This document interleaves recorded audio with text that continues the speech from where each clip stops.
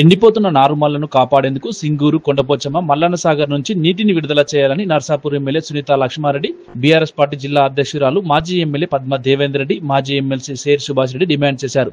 సోమవారం కలెక్టరేట్లో కలెక్టర్ రాహుల్ రాజ్కు వినతి పత్రం అందజేశారు. ఎమ్మెల్యేలను కాదని అధికార పార్టీ నాయకులు ప్రారంభోత్సవాలు చేస్తున్నారని ఫిర్యాదు చేశారు.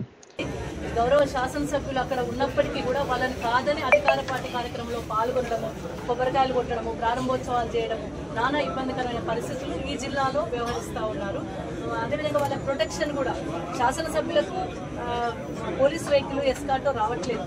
కానీ అధికారిక పార్టీల పక్షాన మరి రైతులకు సాగునీరు అందించండి అని చెప్పేసి మరి ఒక దరఖాస్తును కలెక్టర్ గారికి ఇవ్వడం జరిగింది. ఎందుకంటే ఎప్పుడు కూడా ఇటువంటి పరిస్థితి లేదు. కలెక్టర్ దగ్గరకు వచ్చి దరఖాస్తు ఇచ్చి మాకు నీళ్ళు వద్దనేటువంటి పరిస్థితి గతంలో ఎప్పుడు కూడా కేసీఆర్ గారి నాయకత్వంలో లేదు. ఎందుకంటే ఆ రోజు జీవో ఇచ్చి మరి 1.4 TMCకి సంబంధించి 7 స్పెల్స్లో 0.2 TMC ప్రతి స్పెల్కి ఇవ్వాలి అని చెప్పేసి పంటలు కాపాడాలి అన్న ఆలోచనతో ఇస్తే ఈరోజు రైతులందరూ కూడా మన మెదక్ జిల్లాకు సంబంధించి మరి ఇటు సింగూర్, మంజీరాకు సంబంధించి గన్పూర్ ఆనకట్ట ప్రాజెక్టు కానీ హల్దీ వాగులకు సంబంధించినటువంటి రైతులందరూ కూడా నాట్లు వేసుకున్నారు, కొంతమంది నాట్లు కూడా వేసుకున్నారు.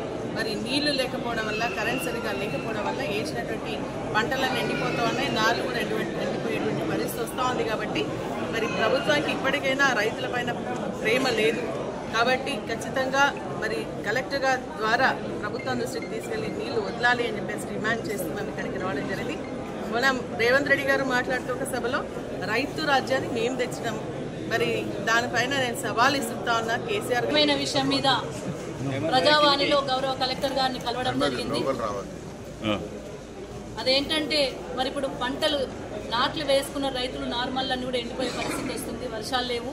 సింగూరు నుండి ఖరీఫ్ పంటకు మొదటిగానే నీళ్లు విడుదల చేయాల్సిన అవసరం ఉండే, కానీ ఇప్పటి వరకు కూడా నీటి విడుదల మీద మాట్లాడే పరిస్థితి లేదు. గణపురం ఆనకట్ట నుండి గౌరవ కేసీఆర్ గారు ఉన్నప్పుడే 0.4 TMCలు 4 దఫాలుగా ఇవ్వాలి.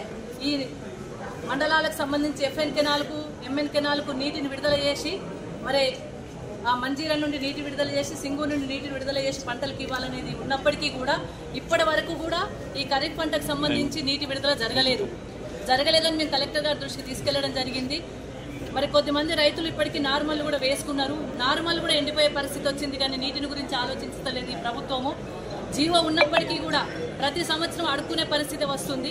కేసీఆర్ గారి హయాంలో ఎన్నడూ కూడా నీటి గురించి మేము ధర్నాలు చేయలేదు, నీటి గురించి రైతులు రోడెక్కలేదు, నీటి గురించి ఎన్నడూ కూడా రిప్రజెంటేషన్లు ఇవ్వలేదు.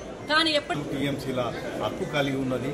కానీ ఈ కాంగ్రెస్ ప్రభుత్వం కృష్ణా గోదావరి జిల్లాల్లో జలాల్లో నీళ్లు తీసుకోకుండా హైదరాబాద్కు దాన్ని మళ్ళీ మెట్రో వాటర్ వర్క్స్కు సింగూరు ప్రాజెక్టును అప్పచెప్పడం జరిగింది.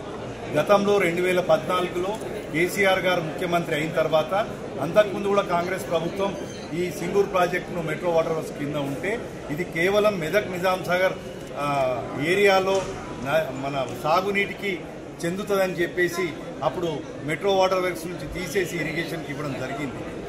దానికి కారణం ఏంటంటే ఇక్కడ రైతులు ఎప్పుడు కోరినా ఇరిగేషన్ వాళ్ళు సూచించగానే, ఇండెంట్ పెట్టగానే అటు నీళ్లు విడుదల చేయడం జరుగుతుంది. కానీ ఇప్పుడు మాత్రం పూర్తిగా మెట్రో వాటర్ వర్క్స్ కిందకి చెప్పడం వల్ల హైదరాబాద్ అంటే మంత్రివర్గం చెప్తే తప్ప మనకు సింగూరులో నీళ్ళిచ్చే పరిస్థితులు లేకుండా పోయింది. ఇది చాలా ఘోరం, మన ప్రజలకు తీరని అవమానం. ఎందుకు మనం ఇంత